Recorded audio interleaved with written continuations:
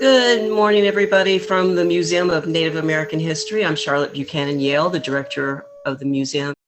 I want to acknowledge that we're broadcasting from the ancestral lands of the Osage, the Quapaw, and the Caddo people. And it's with due respect that we want to acknowledge that these original people are doing great work today and on into the future. And we hope what we do today honors their legacy here in Arkansas. This is the third in the series of Indigenuity with Professor Dan Wildcat. It is just such an honor to host this, and the word Indigenuity is the watchword of the whole series for us this year going into our cultural celebration. So remember, it doesn't end here today, and I want to introduce our good friend, Professor Dan Wildcat from the Haskell Indian Nation University. Welcome. All right. Yeah, thank you so much, Charlotte. Fason, Selagi, Zoyaha, Yuchiha, Muskogee. Good afternoon, everyone. How are you? My name is Dan Wildcat. I am a Yuchi member of the Muskogee Nation, otherwise known as the Creek Nation, to many of you, of Oklahoma. And, I must acknowledge the fact today's topic is water, and I'm probably less than, a half a mile as the crow flies from the south bank of the Kansas River as it kind of meanders through the north edge of Lawrence, Kansas. That's where my home is. And I'm no more than 2 miles due north of my home institution, Haskell Indian Nation University, which has this incredible history of being on the banks of the Wakarusa River.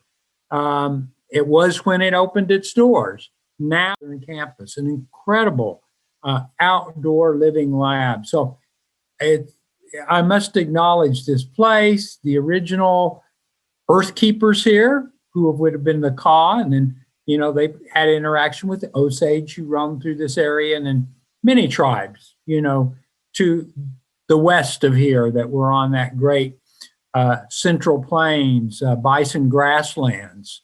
And so it's really a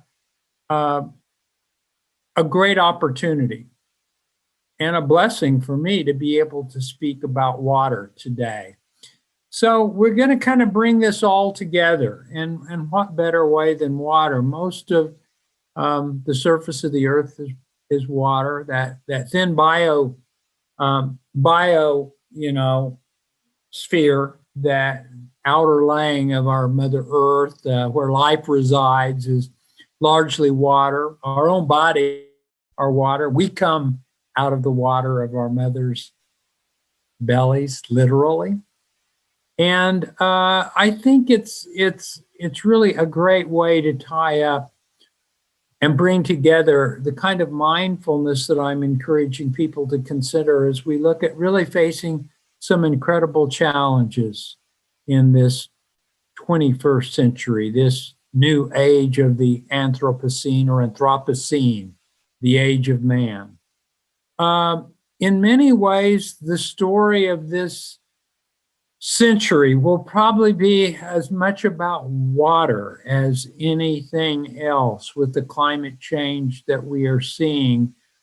Some places are going to have a lot more water than they need or want or can effectively use.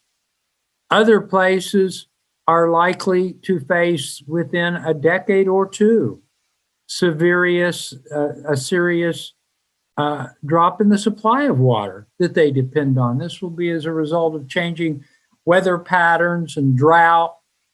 This will be as a result of the kind of precipitation we receive, which, really can affect dreadfully the recharge rates of our soil and what we need. And of course, where I'm sitting here, and most of us, even in Arkansas and Missouri and Kansas and Oklahoma, when we say the word Oglala, we think of that once large underground sea, that aquifer, that really has been the source for the development of large-scale cereal grain development, agriculture from the Texas Panhandle through Oklahoma, through Kansas, Nebraska, and it's very clear now.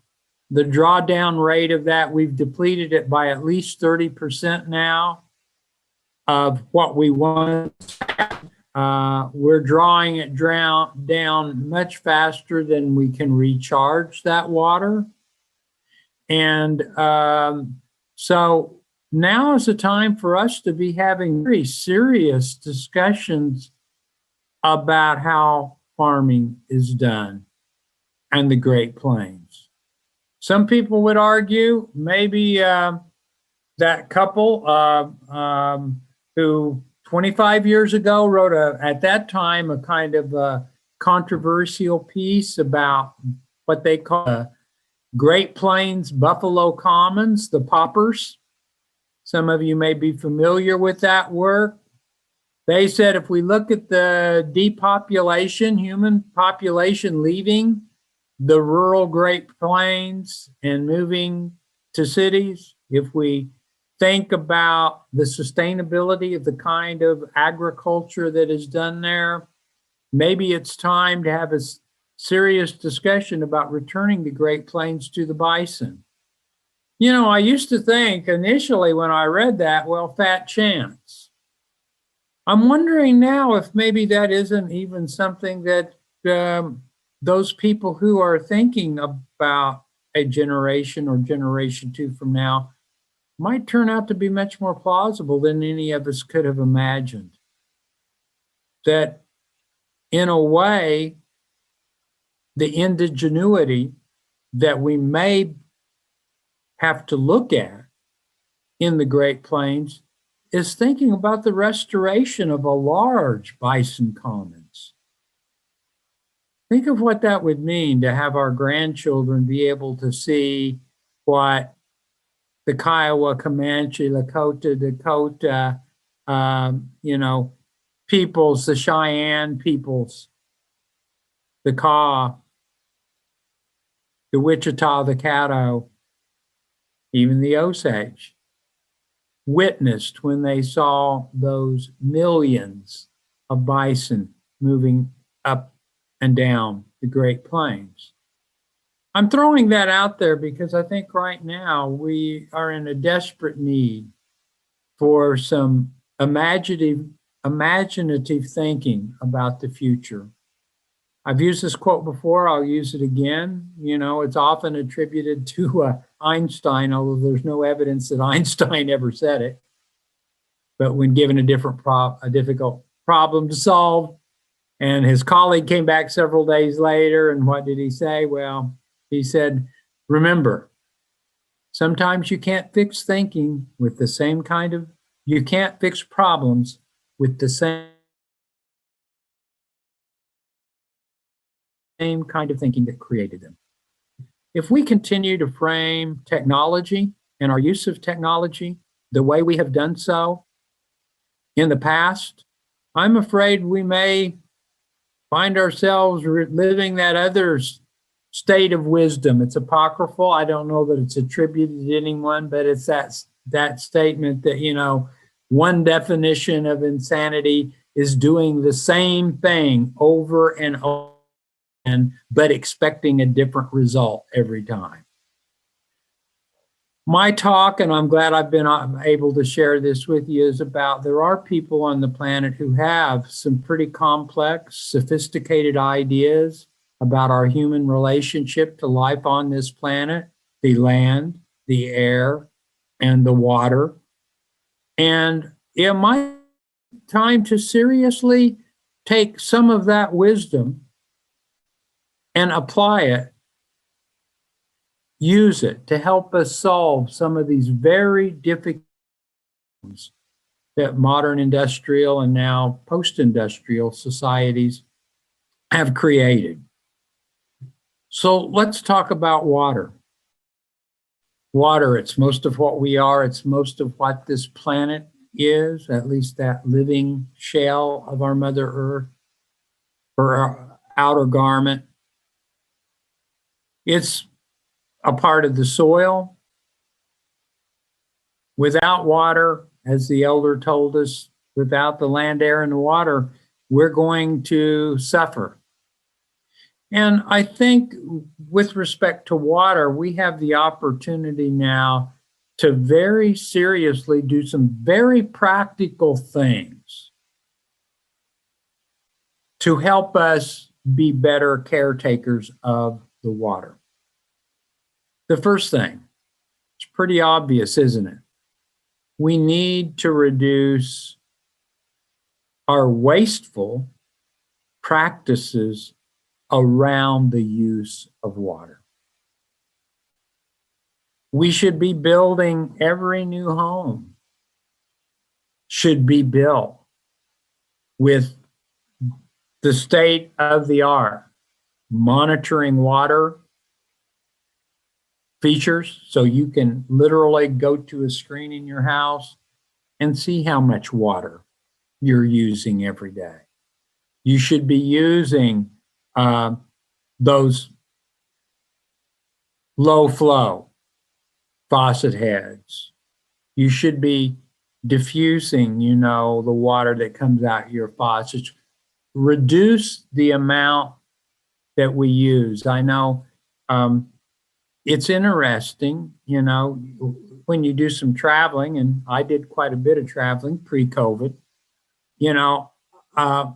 I very distinctly know the last year I traveled, on several occasions, I checked into hotels and motels where they had the new installations of the tanks on toilets, where there were two choices. There was a low flush and there was a large flush. For solid waste, a large flush, for your urine, a very smaller flush. That should be something we have in every home that we build now. And so, I think we've got an opportunity.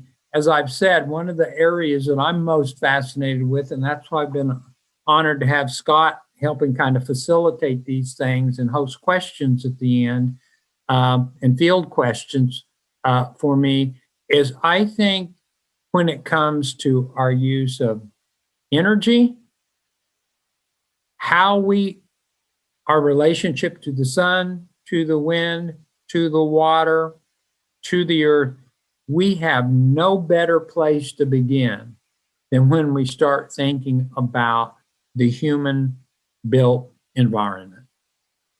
And we could make some I would suggest, fairly radical changes if we exercised a little creativity about how we were building, where we were building, and everything. And water's no different than that. I mean, when we think about water and its use.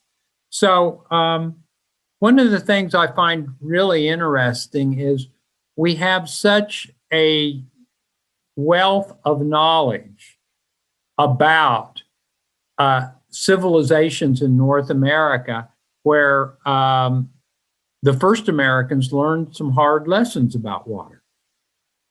And some of you I know on this, I know we've got a couple of people that are from the Southwest, so this is something you're probably aware of, and maybe you're aware of this, but how many of you know about the homeland of the Hohokam people?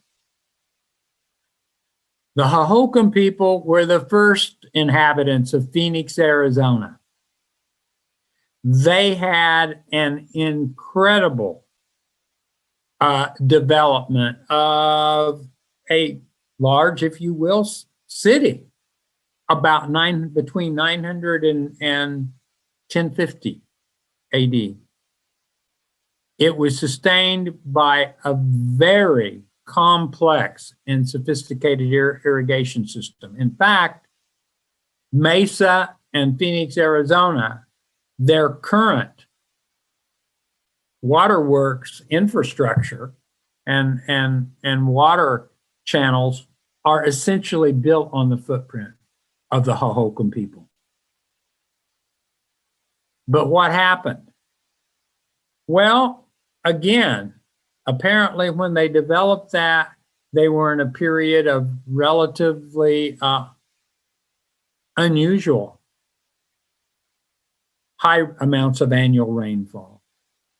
But by the middle of the 11th century, it started to return to normal. It started to go back to a very dry, semi-arid desert thing. And by about 1100, if you had gone to that site where there had been 20, maybe 30, probably more than that, when you start talking to the archaeologists, they will get into their own arguments about how many people lived there. This was a large complex sustained by this irrigation water system. And but by 1100, it was a ghost town. And that's because the water went away. I can't help, some of you probably remember the book, and I'm blocking on the number. Maybe Scott, the author, he'll probably know it off the top of his head. But some of you remember that marvelous PBS series in the book called Cadillac Desert that came out in the 80s. And it's still absolutely great reading. But Cadillac Desert is the story of Las Vegas, the story of Phoenix, Arizona, the story of these large metropolitan areas and urban areas that were built in the middle of the desert. And it basically, tells us not so fast. We better start thinking about how we're going to sustain those and where water is going to come from to support those populations. And if we're looking at what climate scientists are telling us now, I think those are very real questions, and people they need to be thinking about that right now, because it's not clear that once Las Vegas uses up most of the water of northern Nevada, which they have been buying, that when northern Nevada and the mountains, the snow melts more quickly than they thought and doesn't create that reserve of always usable water. And we have, with the decline of the glaciers and snow cover, the onset of the albedo effect, that reflection, activity goes down, and that even exacerbates the heating issue of the Earth's surface more. I think it's time to consider we're looking at some major water problems and challenges in the United States. Now, here's what we can learn from indigenous people. The Hopi, who live in about as dry an area as you can find in northern Arizona, have successfully practiced minimum till, low water agriculture for thousands of years. It's time for farmers in Oklahoma and western Kansas to maybe consider no-till farming methods. Why? It's a better way to conserve what moisture you have in the soil. If you turn it up, what happens? The moisture is exposed at the top and it evaporates. So I would say right now, it would be an excellent time for us to take a deep look at the very dry farming techniques of people of the Southwest. In a way, we've sort of supported the agriculture with the Ogallala Aquifer by drawing on, this quote water resource as if it will never end. And now it's very clear we know it will end. We know most climate models show us as having where these new kind of climatic zones are going to align is a real serious question. But we know that it looks like Western Kansas is probably going to get hotter and drier, as will Oklahoma and the panhandle of Texas, Western Nebraska.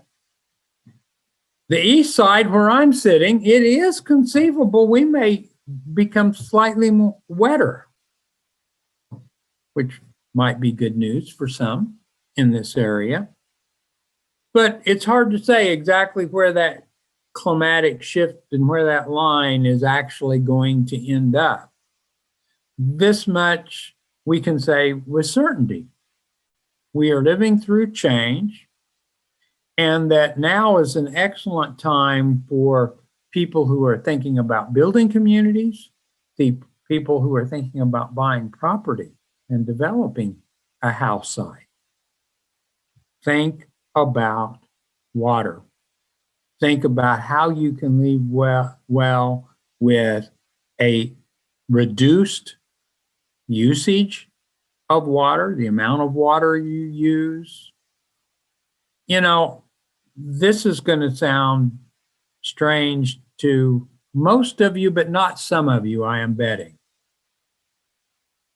I'd like to see a show of hands of how many people had grandparents who had what used to be called a wash house. Any of you have grandparents who had a wash house? Okay. And the wash house was, in my case, a place where the washing was done. There was even a bathtub in the wash house for bathing, but it was not fed by plumbing of pipes. It was fueled by about 12 steps outside the door, the well, the pump, where you pumped the water and you filled the bucket, and grandma came and poured it in the tub and you took a bath. and this may sound crazy, but she did her washing machine the same way. And what I remember most about that is when that was done, particularly the bath. I'm not so sure about, I don't remember clearly how washing water was recycled, but I know bath water was never thrown away. It was collected and put on the garden. Now, you're going like, oh, what a romantic story. That's the way it used to be. There are designers who are thinking about ways of collecting water and, having two systems in their household, for water and then what we might call brown water or reused water. And I think that's something that we ought to seriously, that's the kind of thing we ought to be thinking. Why would we want to waste water? I know there's a big debate in some parts, and I'm glad to see we have some people, some Chumash people here. Welcome, Chumash relatives. So honored you here, and those of you from California and Arizona and Nevada who are joining us, you know what I'm talking about when I talk about the preciousness of water. And in these places, there's even debates about, some people had thought, maybe 20 years ago that people ought to start collecting rainwater. And on the surface of it, again, this is the perfect example of indigenuity. You have to know the place you live to see whether or not ultimately that is beneficial to promoting what I call systems of life enhancement, or whether it in fact is detrimental to those larger ecosystems we are a part of. What do I mean by that? in some areas, that rainwater is critical in rainfall for alluvial or subsurface water recharge. You don't want to just collect it for yourself. It's not going to go back into the earth and recharge those soils. This is actually a very contemporary debate. So I know in some places in California and Arizona, this is an issue that's been addressed by planners and builders. And there are some counties I know and municipalities that will not allow the capture of rainfall for this very reason. So it kind of depends on, where you live and what you're facing. Remember, some people are going to have a lot more water than they ever wanted and can effectively use. Some people are going to have a lot less water and wish they had more. That's the nature of how climate change will express ourselves. So I would say in our planning and design of water systems and waterworks, everything from our homes to our businesses to the kinds of development we're going to approve and where we're going to approve development, water is a critical concern, and we need to put it first and foremost. Now, there's another side of this I want to talk about briefly, because I don't know if we've got any of my relatives from the Pacific Northwest that are here, but we all know what has happened to the health of the rivers of the Pacific Northwest. There's a lot, and we'll be honest about it. In large part, the threats the major dam building created for the salmon spawning in those rivers.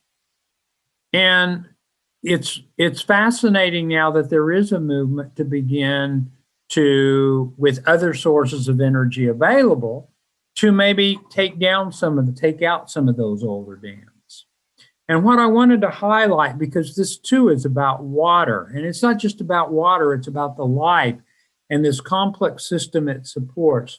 The Northwest Indian Fisheries Commission, and if you'll go, again, we're going to post a lot of websites you can look at to get this kind of information, but they have really supported riparian restoration. That's a fancy riparian ecosystem restoration. That's a fancy way of saying river ecosystem restoration.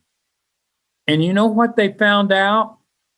They found out that before the dams were built and the rivers were channelized, they found out the salmon and the fish benefited from all of the fallen trees and the brush that lined the sides of the river. They created habitat. And so at the Northwest Indian Fisheries Commission now, they are doing riparian restoration and showing they are making healthy rivers by sort of deviating from the Army Corps of Engineers view of a river. And it's more than just a water resource, it is a life way relative. And, I think these kind of estuary restoration that's going on. And what do we know it's all about? Well, it's about biological diversity is what it's about. And we find out that if we can return many environments, restore habitats, it's kind of amazing, really. Life comes back. It comes back. And it's almost as if it's waiting to see what we will do next to restore homes for fish, for wildlife. And I know a lot of you who've been in on this series are doing good work in habitat restoration. I think we need to think about waterway, lake, river restoration, coastal estuary restoration, and it's reasonable to talk to those indigenous people who fish those lakes in the Great Lakes, our Anishinaabe relatives who harvest the wild rice out of the lake wetlands. It's reasonable that they know something about those systems, and we should be listening to what they can tell us about what a healthy system looks like. I want to save plenty of time for questions, but I can't think of a better way to close today than an honoring of what we all saw take place at Standing Rock 2 years ago. And what I'm referring to here is the movement of the water protectors at Standing Rock who said no to the building of the Dakota Access Pipeline under this life force of the Missouri River. And I think what they stood for really touches to what indigenuity is about.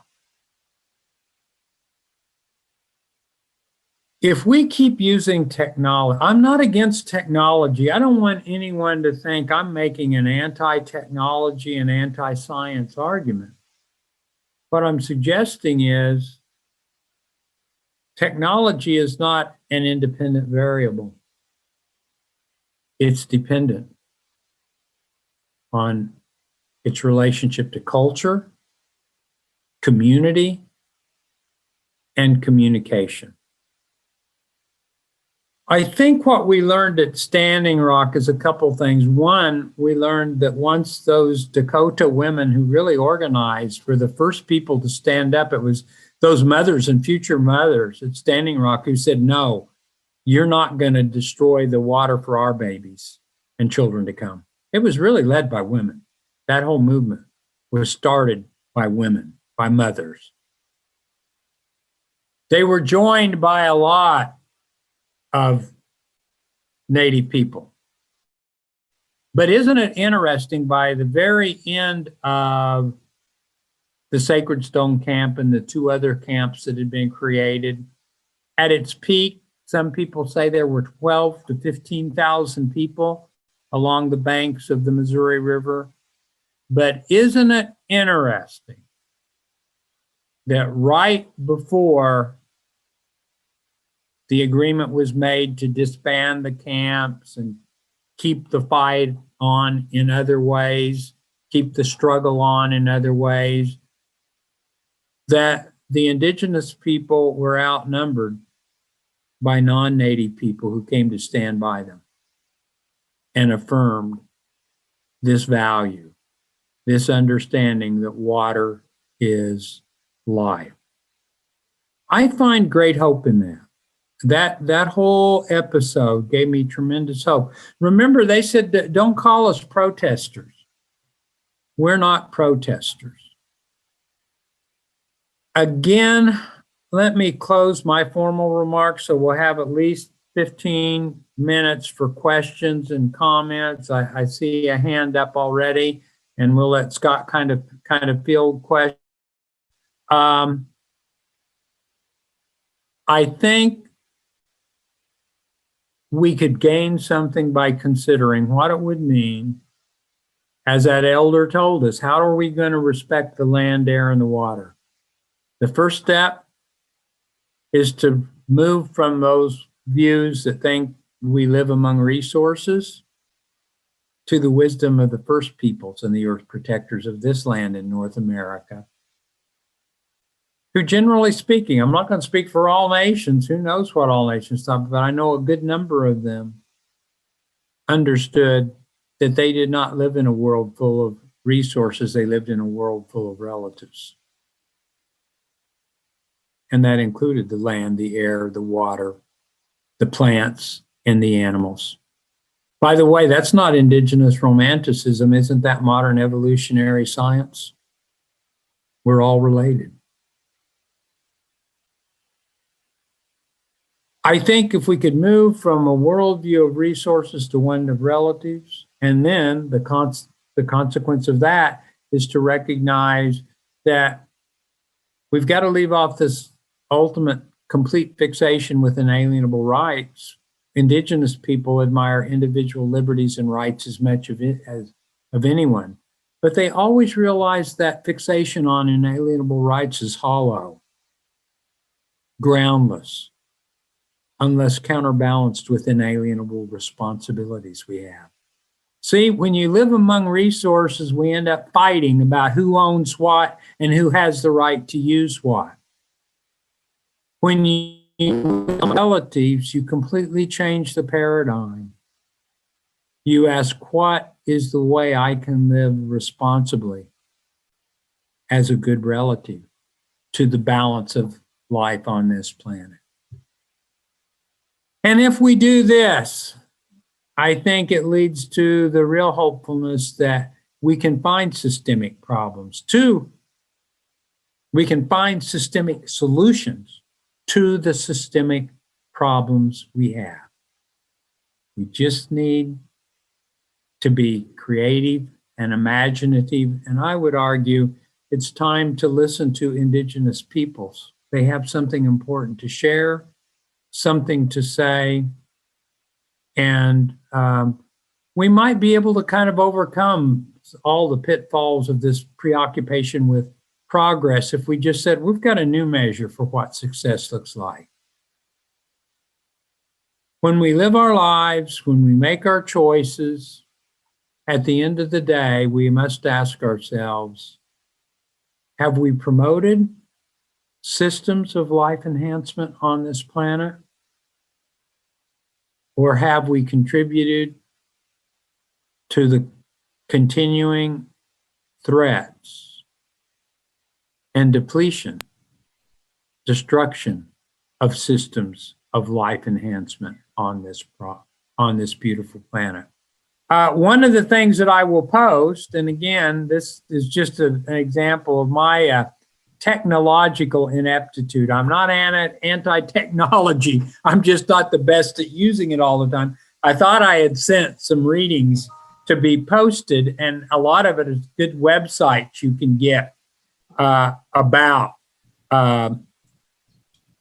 Standing Rock, about Indigenous water rights issues, and so on and so forth.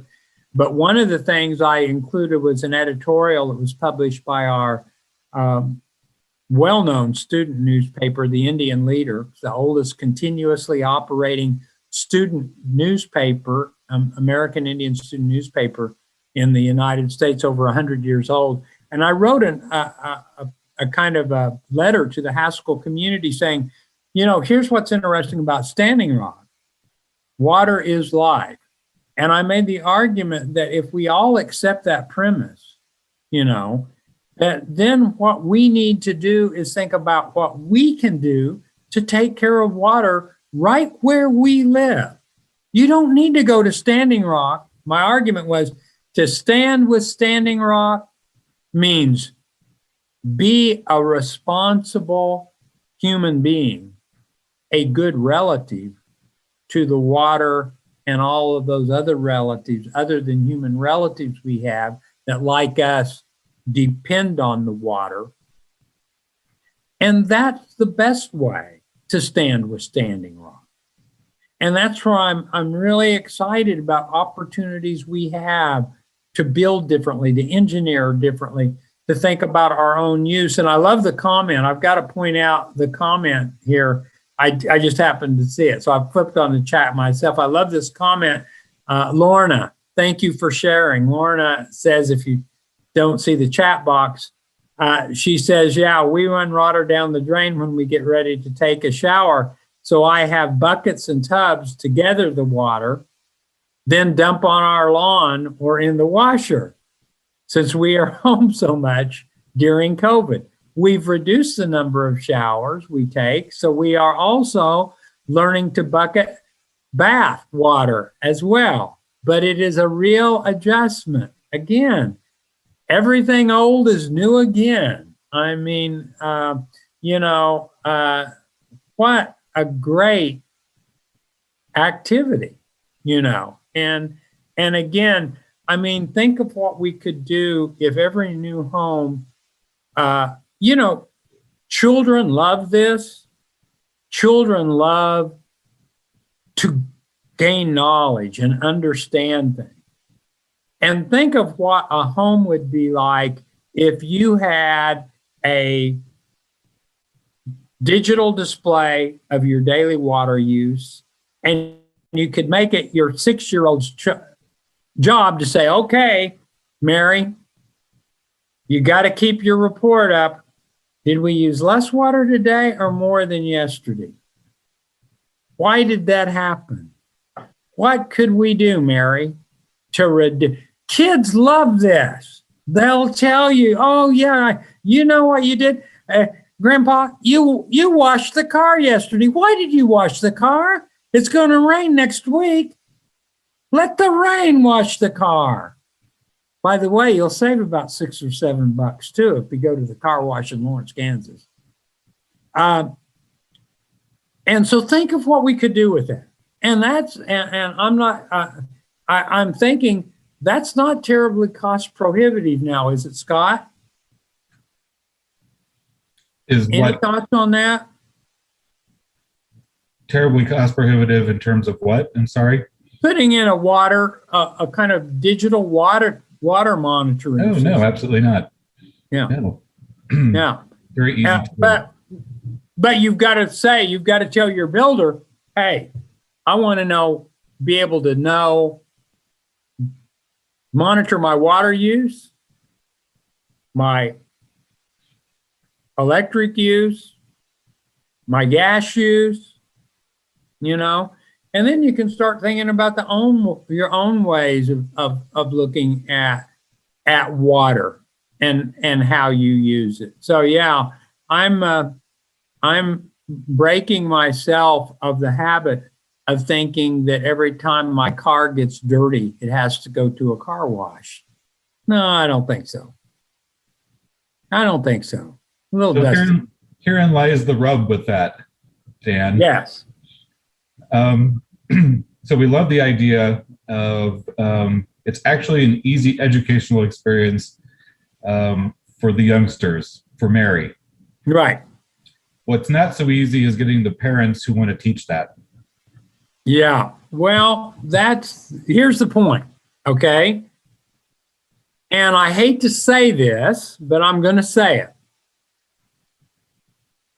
As we make that change, and I think we can do it, folks. You're here. You seem to be at least willing to hear me out. Thank you for doing that. Thank you for giving up part of your important time to listen to this Yuchi man. I'm getting a little long in the tooth and gray in the hair talk.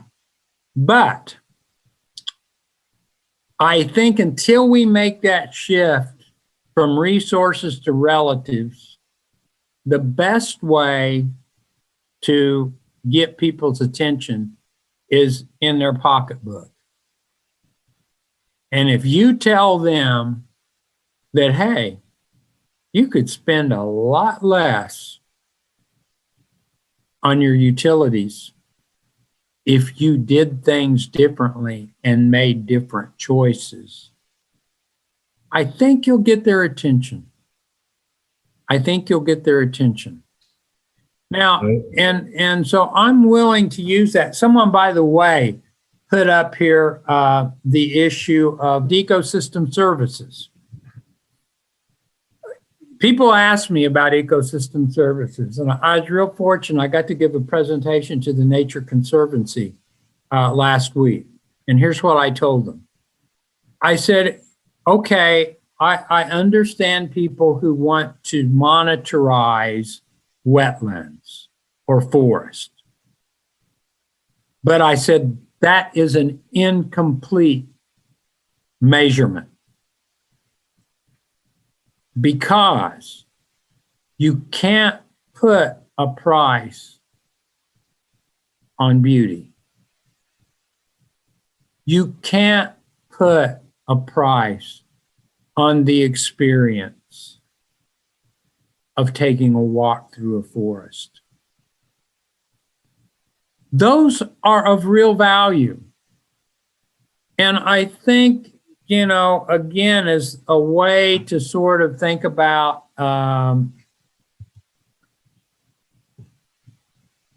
the future and what we're facing, I'll end on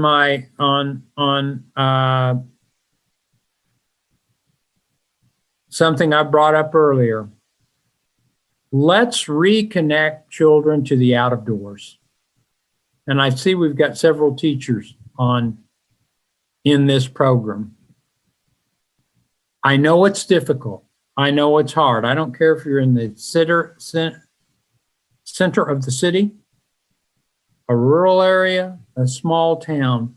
Let's find ways to get children out of doors and get them to appreciate the life that surrounds them. I think that even in the heart of the largest urban center, you can still teach lessons about water, land, and the air. And you can do it out of doors. And I think that's where ancient indigenous wisdom came from. Our teachers were literally the plants and animals, the rivers, the lakes, the wind, the sun, the soil. We honored those features as relatives. Again, nothing romantic. It seems to be what modern environmental science and evolutionary science tells us. We're all related and we're all connected, whether we like it or not. And I think we've got a real opportunity to encourage young people. And Scott, you're so right. The challenge is parents. And I want to say something to those of you that are young parents. First of all, I want to applaud what you do as parents. And I've told my students this often. And so this is to parents and grandparents. I think most of us understand this now. Maybe, again, we weren't necessarily always enlightened as parents. We kind of look back and say, I think I might have handled that differently. But I think one of the things that we recognize as parents and as children, there's really no greater gift a child can receive than good parents. We see what happens with children who don't have good parents. We all know what the cost is to children without good parents. So this is something parents can do. Parents can be those role models in their actions for children and teach them about conservation, about how to be mindful of not just other humans, but our non-human relatives. And I'd be remiss if I didn't point this out. And, I come back to this frequently when I talk, but I don't think it hurts if I say this 1,000 times, 1,000 plus 1,000. What I find valuable in indigenous knowledge traditions is they tend to not accept this dichotomy that troubles Western thinkers between nature and culture. We understood our cultures and our identities were emergent out of this symbiotic relationship over hundreds and thousands of years between our peoples and a unique place on the planet. That is something we need to reinstill. It should matter how you live, given where you live. We shouldn't all be doing one size fits all culture. Yes, Angelica's right. It's in our dance. It's in our art. It's in our music. It's in our language. It used to be in our clothing. Now, 150 years ago, if we had a tribal council, folks, if we had called a large council, I would have identified each of you by your nation, and I could have identified your nation, your tribe, by what you were wearing. As far as I can make out today, we've got a meeting of the J.C. Penney's, Target, Walmart, maybe a few Macy's folks out there. Hey, if you are what you eat, you are what you wear. My friend Rob Doherty, a Cherokee, you know, those Cherokees have a great sense of humor. I know we got some Cherokees with. Rob Doherty had this joke he used to tell. And he'd go up and say, hey, Rob, what'd you do this weekend? He's from Tahlequah, Oklahoma. And again, this will resonate with folks in Bentonville, Arkansas. I said, Rob, what'd you do this weekend? He said, oh, I went to the new Cherokee Cultural Center. I said, what?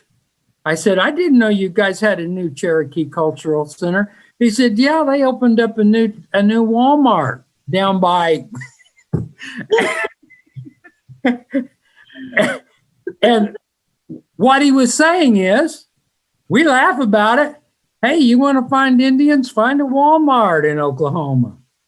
You find a bunch of Indians buying stuff there. Okay? Now, you may shake your head. You may say, oh, that's horrible.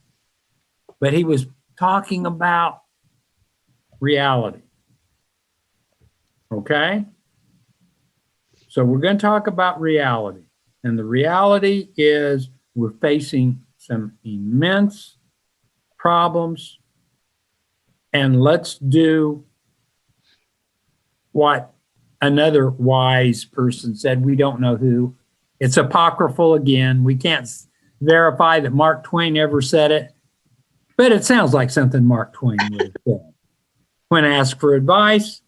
And that is the young man who said, what advice could you give me, Mr. Twain? He said, well, remember, young man, it's not what you don't know that gets you in trouble. It's what you know that just ain't so that causes all the problems. We've got to start rethinking how we do a lot of things. And if we want to follow Einstein's apocryphal advice, I think we should start with the first peoples of this land who still have wisdom and knowledge about the places they call home and ways that we might live as good relatives and to future generations be looked upon as good ancestors. Sanlai Kedasawa. Thank you so much, everyone, for being a part of this Indigenuity series. Mr. Dan, we are not through with you by any means. This Indigenuity continues on. One of the things that go to the website, there will be a recommended reading list that goes with Indigenuity Water that you can find on our website. You can watch this again. You can recommend it again just by clicking we'll have it edited later, but also on our Facebook Live. One thing I always want to add at the end of this, I was given this quote by my husband the other day. It was kind of one of the watchwords of our foundation here at the museum. And this quote, since you've been quoting Mr. Wildcat. Yes. It says, I believe that ancient tribal cultures have important lessons to teach the rest of the world about the interconnectedness of all living things and the simple fact that our very existence is dependent upon the natural world we're rapidly destroying. This is Wilma Mankiller, the first elected woman chief of the Cherokee Nation. We are going to co-sponsor with the Mitchell Museum of the American Indian and the Field Museum, Wilma, coming up April the 4th. We hope you will stay tuned for that. And also, thank you so much. You always make me a better person. It's such an honor to share this. I want to thank Evan and Siavash that allows these talks to go all the way to Hawaii and Washington. Yes. Yes. How cool is it's a movement And may you all be more mindful and to whatever you, whether Alanui. Yeah. urban planner, that whatever you designed, again, is beneficial and not detrimental to all of our relations. So thank you all for being part of our series. I'll see you all soon.